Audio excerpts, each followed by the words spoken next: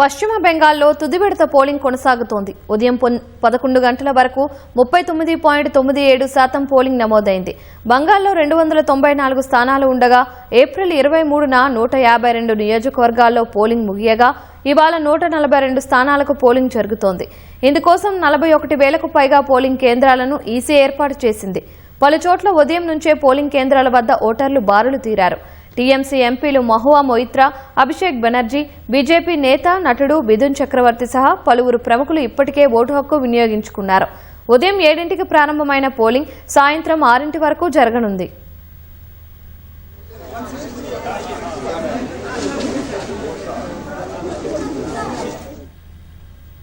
ఈ విడతలో 1,448 మంది అభ్యర్థులు పోటీలో ఉండగా 3,21,00,000 మంది ఓటర్లు వారి భవితవ్యాన్ని ఈవీఎంలలో నిక్షిప్తం చేయనున్నారు.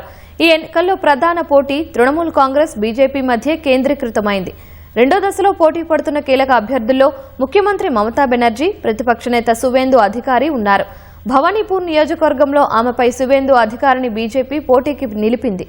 బాత్పాడా, రానాఘాట్, కోల్కతా ఉత్తర్, కోల్కతా దక్షిణ్, రాజ్ బెహారీ, జాత్పూర్, బాలీగంజ్లలో రెండో దశలో పోలింగ్ జరుగుతున్న నియోజకవర్గాల్లో కీలకంగా ఉన్నాయి.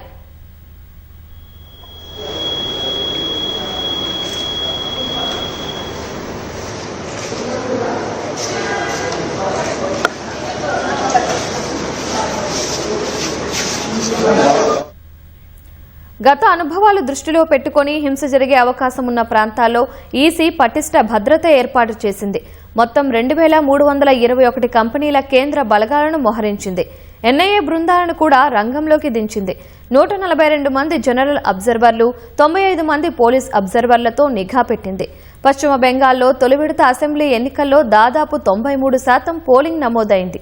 అసోం, కేరళ, పుదుచ్చేరి, తమిళనాడుతో కలిపి బంగాల్ ఎన్నికల ఫలితాలు మే నెల 4వ తేదీన వెలువడనున్నాయి.